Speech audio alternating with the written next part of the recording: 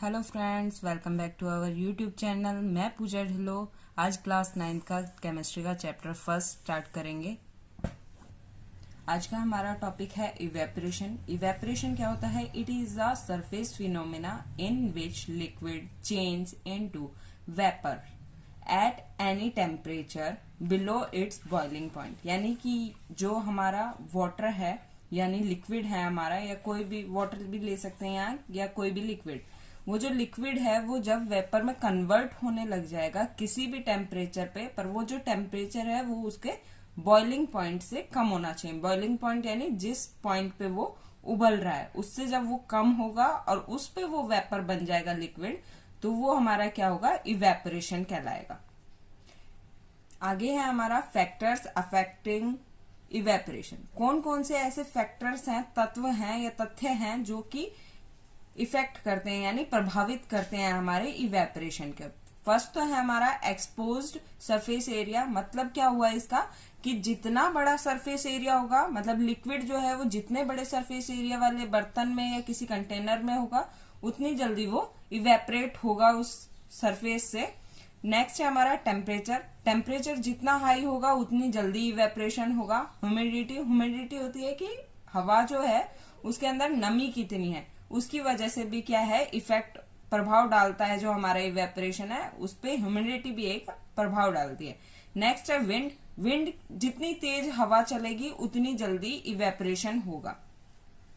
Wind का एक example आप ऐसे भी ले सकते हैं, जैसे कि आप लोग अपने कपड़े सुखाते हैं धो के, तो वो क्या है, जितनी तेज हवा चलेगी उतनी तेज ही, मतलब उतनी ही जल्दी वो क्या होते हैं, सूख जाते हैं। टेम्परेचर का भी आप ऐसे ही ले सकते हैं, जितना ज्यादा टेम्परेचर होगा उतनी जल्दी आप लोगों के कपड़े सूख जाते हैं।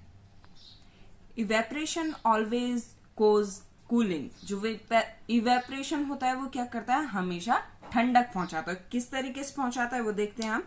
The cooling caused by evaporation is based on the fact that when a liquid evaporate takes latent heat of vaporization from surrounding which on losing heat gets cooling। यानी हमने जो पीछे पढ़ा था latent heat of vaporization, उसी तरीके से जो हमारा जो लिक्विड है जब वो वेपराइजेशन यानी वेपर में चेंज होने लगता है, तो वहां पे क्या होता है कि वो जो आप कहीं पे भी उसको डालते हैं, मान लीजिए कि आप अपने पाम पे सैनिटाइजर डाल रहे हैं कुछ इस तरीके से, तो ये क्या करेगा, आपके यहाँ जो पाम से जो हीट है उसको एब्जॉर्व करेगा और आपके जो हाथ हैं उनके ऊपर ये ठंडक पहुंचाएगा।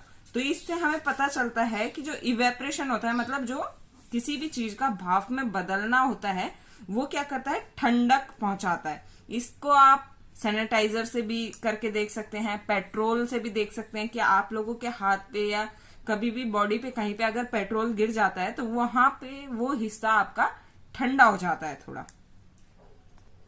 हमने पढ़ा था स्टेट्स ऑफ मैटर। तो मैटर के हमने वहां पे 3 स्टेट पढ़े थे। मैंने आप लोगों को बताया था कि मैटर 5 तरह के होते हैं, लेकिन हम मेनली 3 ही टाइप्स पढ़ते हैं, जो कि हमारे थे सॉलिड, लिक्विड और गैस। लेकिन आज हम आगे भी पढ़ेंगे इसके, कई जगह पूछ लिए जाते हैं। तो इसका 4th जो पॉइंट है, मतलब टाइप है, वो है प्लाज्मा। 5th है इसका बोस आइंस्टाइन कंडेंसेट। तो इसको हम आगे डिटेल में पढ़ेंगे। अब हम देखते हैं कि प्लाज्मा क्या होता है। प्लाज्मा क्या होता है? It is a hot ionised gas consistent of equal number of positively charge ions and negatively charge electrons. इसके अंदर क्या होता है कि जो पॉजिटिव चार्ज वाले जो इलेक्ट्रॉन्स होते हैं, आयंस होते हैं, और जो नेगेटिव चार्ज वाले जो इलेक्ट्रॉन्स होते हैं, वो दोनों क्या होते हैं? इक्वल अमाउंट में होते हैं। और इनसे क्या होता है? ये बहुत गर्म होते हैं। तो इनका एग्जाम्पल क्या होता है? लाइटनिंग यानी जो हमारा बिजली का चमकना, और स्टार, जो हमारे ऊपर स्टार हैं गैलेक्सी में, वो भी क्या है? प्लाज्मा का एक एग्जाम्पल है। नेक्स्ट है हमारा बोस आइंस्टाइन कंडेंसेट।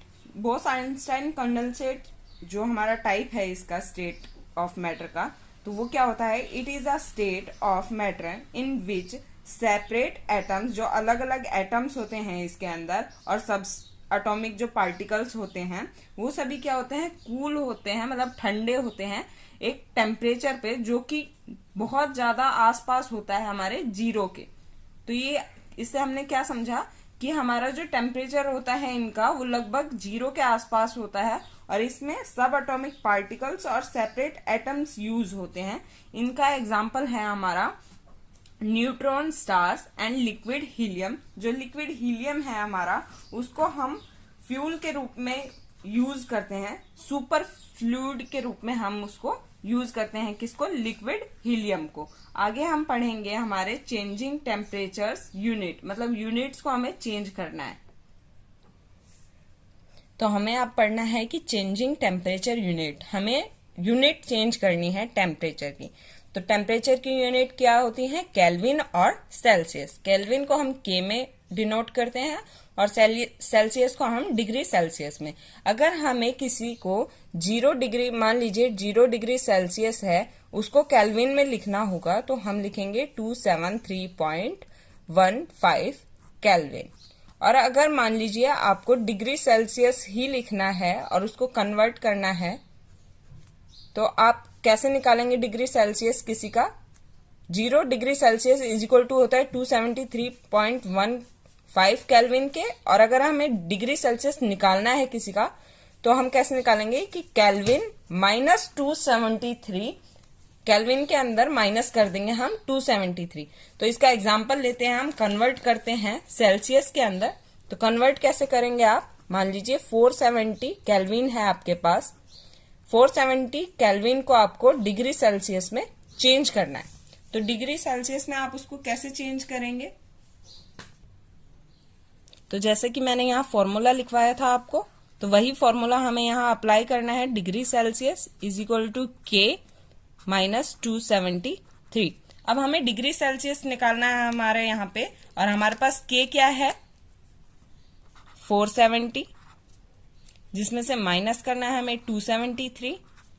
तो हमारा कितना बचेगा यहाँ पे? अगर हम 470 में से माइनस करेंगे 273 को तो 197 डिग्री सेल्सियस। ये हमारा आ जाएगा हमारा डिग्री सेल्सियस। इसी तरीके से मैं आपको एक और एग्जांपल करके दिखाती हूँ जो कि हम डिग्री सेल्सियस से केल्विन में चेंज करेंगे। अब हम क्या करेंगे कि हम डिग्री सेल्सियस को केल्विन में चेंज करेंगे। तो कैसे करेंगे? फिर से हम अपना फॉर्मूला लिखेंगे जो कि हमने लिखवाया था, degree Celsius is equal to K minus 273। ये एक फॉर्मूला याद करने से हमें दोनों फॉर्मूले याद हो जाएंगे, जैसे कि हमने पढ़ा है मैथ के अंदर भी। अगर हम किसी भी चीज को इज इक्वल टू के उस साइड ले जाते हैं तो उसका जो निशान होता है, जो उसका चिन्ह होता है, वो चेंज हो जाता है। तो हमारा ये क्या हो जाएगा? के is equal two degree Celsius plus 273। बस आपको इतना ही करना है, आपको डिग्री सेल्सियस में 273 ऐड करना है और आपका आंसर यहाँ पे आ जाएगा। तो k is equal to 30 plus में 273 और आपका इज इक्वल टू में आंसर आ जाएगा यहाँ पे 303 केल्विन। ये था आपका डिग्री सेल्सियस से केल्विन में चेंज करना। और अभी हमने यहाँ पढ़ा था कि हम कैसे केल्विन को चेंज करते हैं इनटू डिग्री सेल्सियस। तो आप इसकी प्रैक्टिस कीजिए, जितनी प्रैक्टिस करेंगे उतनी जल्दी आपको ये समझ में आएगा। आज के लिए इतना ही। आई होप आप सभी को सारे टॉपिक क्लियर हुए होंगे। अगर नहीं हुए तो आप हमें कमेंट करके पूछ सकते हैं। Thank you so much for watching our video.